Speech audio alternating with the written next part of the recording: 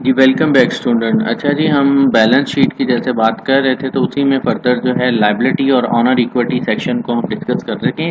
ठीक है जी, हमारा जो वीडियो क्लिप है ये 4 है। लायबिलिटीज अब क्या होती हैं उसकी हम बात करेंगे और आगे जो है हम ऑनर इक्विटी को भी। राइट हैंड साइड पे हमने कहा था इक्वेशन के दो हमारे पास अकाउंट्स यूज हो रहे थे, दो हेड यूज हो रहे थे जो कि लायबिलिटी और ऑनर इक्विटी। अब लायबिलिटी है क्या?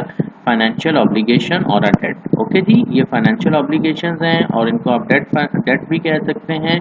दे represent the negative future cash flow for the enterprise for the business. Okay जी, हमारे पास नेगेटिव फ्यूचर कैश फ्लो होता है। ये आई मीन टू से कि जो भी आपकी लायबिलिटी की अमाउंट है ये आपने फ्यूचर टाइम में पे करनी है। तो जब आप पे करोगे तो ऑटोमेटिकली आपके पास वो क्या है, एक नेगेटिव कैश फ्लो का इम्पैक्ट छोड़ता है ना। ठीक है, तो पर्सन और organisation to whom is the debt is on is the called the creditor.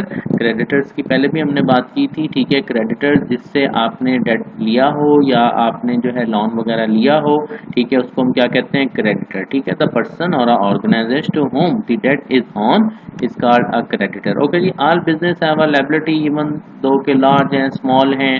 ठीक है, और सक्सेसफुल कंपनीज हैं often purchase the merchandising supplies and services on account. On account का क्या मतलब होता है? क्रेडिट। ठीक है, जहां भी ये ऑन अकाउंट आपको नजर आ जाए जब आप ट्रांजैक्शन करें, इट्स मीन के कैश नहीं इन्वॉल्व हो रहा।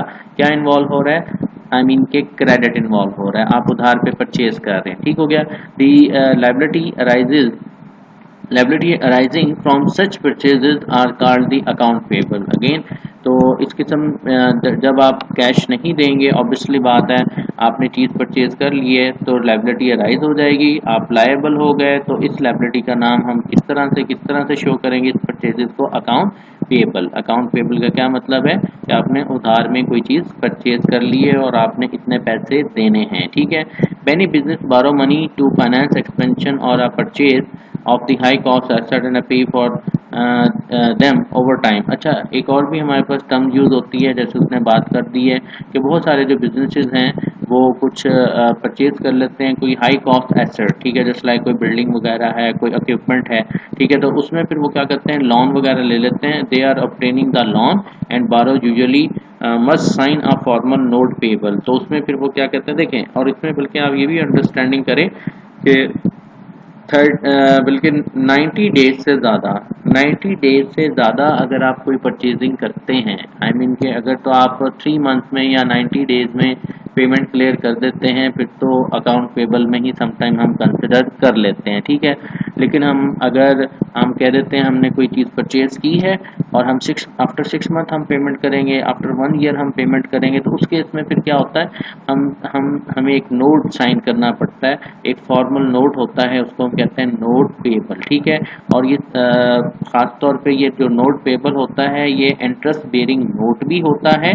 इस पे जो है due to time value of money हम क्या करते हैं, इंटरेस्ट भी सम टाइम लगा देते हैं। ठीक है, note payable is a written promise to repay the amount on by a particular date and usually call for the payment of interest as well.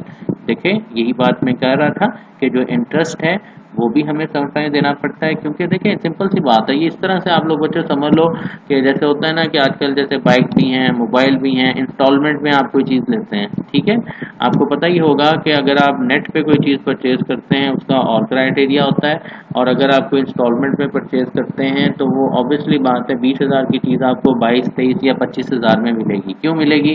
क्योंकि आप उसको फॉरन पेमेंट नहीं कर रहे होते, आप साल में जाके उसको पेमेंट कर रहे होते हैं, एक इंस्टॉलमेंट की सूरत में पेमेंट कर रहे होते हैं, तो वो आपका टाइम वैल्यू फैक्टर की वजह से पैसे बढ़ जाते हैं। ठीक है, तो जो नोट पेबल है ये भी यही चीज़ होती है, इंटरेस्ट बेरिंग नोट इसको हम कहते हैं, कि जब आप पेमेंट जो है उसको एक लॉन्ग जो है एक आपने एसेट परचेज कर दिया, लेकिन उसकी जो पेमेंट है आप थोड़ा सा टाइम ले रहे हैं। ठीक है, तो उसमें फिर क्या होता है, आपको प्रोमिसरी नोट जो है यही नोट पेबल आपको साइन करना पड़ता है और उस पर जो है इंटरेस्ट जो होता है वो भी आपको देना पड़ता है। ठीक हो गया जी, चलें, ये आपके पास। अच्छा, इसके अलावा ये सारी लायबिलिटीज़ हैं, अकाउंट पेबल हैं, नोट पेबल हैं, और इसके अलावा list of expense. List of expense, कोई भी ऐसा एक्सपेंस जो कि इनकर तो हो चुका है। ठीक है, जस्ट लाइक एम्प्लॉयज़ हैं, उनकी सैलरीज दी, इस महीने उन्होंने काम कर लिया, सैलरीज क्या है, अब कंपनी को सैलरीज देनी चाहिए ना। ठीक है, तो अगर कंपनी नहीं देती तो फिर क्या लिखेंगे हम, सैलरी पेएबल, ठीक है। यूटिलिटी, अब आपका यूटिलिटी बिल है वो आ गया, आपने यूनिट कंज्यूम कर लिया, बिल आ गया, लेकिन आपने उसको पे नहीं किया, तो क्या करेंगे, यूटिलिटी पेएबल, ठीक है। तो तमाम के तमाम एक्सपेंस जो कि आपके क्या हैं, आपने इनकर्ड हो चुके हैं but not paid become liability for a business, like taxes, tax payable है, वेजेस पेएबल है, यूटिलिटी पेएबल है, एम्प्लॉय सैलरी पेएबल है, बट जो भी है, ठीक है। चलें जी, ये आपके पास थोड़ा सा एक व्यू जिसमें आपको अच्छी अंडरस्टैंडिंग हो सकती है। लायबिलिटी देखिए यहाँ पे, ये जो आपको येलो में है, ये बैलेंस शीट में लायबिलिटी को हाईलाइट किया गया है। नोट पेबल 41,000 है, अकाउंट पेबल 36,000 है, सैलरी पेबल 3,000 है, और टोटल जैसे पहले किया था 80,000। Liability are debt, debt represent negative future cash flow for the enterprise. Okay जी, ये हम लायबिलिटी की बात कर रहे थे। अब आगे हम बात करते हैं ऑनर इक्विटी की। इसी तरह से ऑनर इक्विटी बच्चों क्या होती है, जैसे पहले हमने बात की थी कि it is a claim on a asset, और प्लस में जो है invested amount from the owner. Okay, मजीद जो है इसकी और हम जो है अच्छी अंडरस्टैंडिंग के लिए इसको देख लेते हैं। Owner equity, equity of an equities of an entity include the investment by owner। पहली बात, investment by owner, withdraw by owner and earning retained by the business, ठीक है। earning जो है retained by the business या withdraw of the owners and the investment by the owners। Investment by honour and net income increase the honour equity. Simple, ये जब भी आप investment करते हैं या ऑनर इन्वेस्टमेंट करते हैं, investment by honour and net income, ठीक है, या फिर नेट इनकम आपकी इंक्रीज होती है, तो इससे क्या होगा, ऑनर इक्विटी आपकी इंक्रीज हो जाएगी, ठीक है। Owner equity represent the owner claim on asset of the business. Simple, आपको ये भी पता होना चाहिए, जो ऑनर इक्विटी होती है ये रिप्रेजेंट करती है ऑनर्स का क्लेम ऑन एसेट। एसेट पे जो क्लेम है बिजनेस के एसेट पे ऑनर्स का, ठीक है, ऑनर्स क्लेम कर सकते हैं ऑन बिजनेस एसेट, ठीक हो गया। बिकॉज लायबिलिटी और a credit claim have legal priority over those of the honour.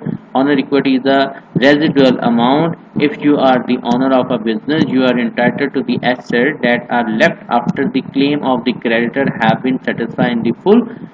Therefore, honor equity is always equal to the total asset minus total liability। ठीक हो गया जी। यहाँ पे वो बात ये कर रहा है कि नॉर्मल आपकी जो लाइबिलिटीज होती हैं या क्रेडिटर्स अमाउंट होती है, ये क्लेम होता है लीगली, जिसको आपने फर्स्ट प्रेफरेंस देनी होती है, ये रेजिडुअल वैल्यू होती है। ये देने के बाद जितने भी अमाउंट होती है वो आपके जो एसेट हैं, ऑब्वियसली बात है वो ऑनर्स के ही होते हैं, ठीक है। तो अगर हम इसकी वैल्यू निकालें तो यही है माइनस टोटल लायबिलिटी। अगर हम कर देते हैं टोटल एसेट से हम माइनस कर देते हैं टोटल लायबिलिटी, तो बाकी जितनी अमाउंट है वो ऑनर इक्विटी का ही क्लेम होता है, ऑनर्स को ही मिलता है, क्योंकि उन्हीं के पैसों से हमने एसेट एक्वायर किए होते हैं, ठीक है। तो ये आपके पास ऑनर इक्विटी थी। और इसमें जो है ऑनर इक्विटी जब आप बनाएंगे तो इसमें थोड़ा सा खास क्या रखिएगा कि दो अकाउंट्स आपने यूज़ करने हैं ऑनर इक्विटी में। एक तो जो इन्वेस्टमेंट की गई है ऑनर की तरफ से, जिसको आप क्या नाम देंगे, कैपिटल स्टॉक। यहाँ पे देखें 1,50,000, ठीक है। ये कैपिटल स्टॉक जब भी ऑनर इन्वेस्टमेंट करता है ना, ठीक है, ऑनर इन्वेस्टमेंट करता है तो उसको हम क्या कहते हैं, कैपिटल स्टॉक का अकाउंट यूज़ करते हैं, ठीक है। अच्छा, दूसरा ये है कि रिटेन अर्निंग। ये रिटेन अर्निंग अकाउंट आपको नज़र आ रहा है। रिटेन अर्निंग अकाउंट में बच्चे क्या होता है कि जब कंपनी को प्रॉफिट होता है, सारा का सारा प्रॉफिट वो शेयर होल्डर को नहीं देते, ठीक है, वो कुछ अपने पास ना रिजर्व रख लेते हैं, जिसको हम क्या कहते हैं, रिटेन अर्निंग, ताकि फ्यूचर में अगर कोई भी प्रॉब्लम या कहीं हमें री इन्वेस्ट करना पड़ जाए, एज अ रिजर्व, जिसको आप कहते हैं एज अ रिजर्व, कंपनी अपने लिए जो है रख रही होती है, तो उस अकाउंट को हम नाम क्या रखते हैं, रिटेन अर्निंग। ओके जी, ये आपके पास owner equity represent the owner claim on the asset of the business, ठीक हो गया। चलें जी, ये यहाँ पे बात खत्म। अकाउंटिंग इक्वेशन जैसे पहले भी हमने बात कर ली है, ठीक है, इसको दोबारा से देख लेते हैं। Basic accounting equation state the asset are equal to the liability plus owner equity, ठीक है, ये राइट एंड लेफ्ट साइड, और इसकी हमने बात की थी। देखें, ये asset is equal to liability plus owner equity, 300,000, 80,000 plus 220, ये बात मैंने की थी शुरू में, ठीक है। तो ये आपके पास जो है एसेट, ये इक्वेशन आपकी बैलेंस आनी चाहिए हर हाल में, ठीक है। ये यहाँ पे देखें 3 लाख, ये दोबारा बैलेंस आई हुई है, ठीक है, और ये इसी चीज़ को शो कर रहा है कि एसेट, टोटल एसेट 3 लाख हैं और लायबिलिटी है, और आपके पास ऑनर इक्विटी है, क्योंकि ये इक्वेशन इसी तरह से बैलेंस होती है, ठीक है। तो इसके बारे में ऑलरेडी हम थोड़ा सा व्यू कर चुके हैं, ठीक है। तो बाकी जो नेक्स्ट हमारा है उसमें जो है हम इनकम स्टेटमेंट की बात करते हैं। ठीक है, चलें जी यहीं पे हम ख़त्म करते हैं काउंटिंग इक्वेशन, जो कि ऑलरेडी भी हम बात कर चुके हैं। ओके जी, अल्लाह हाफिज़।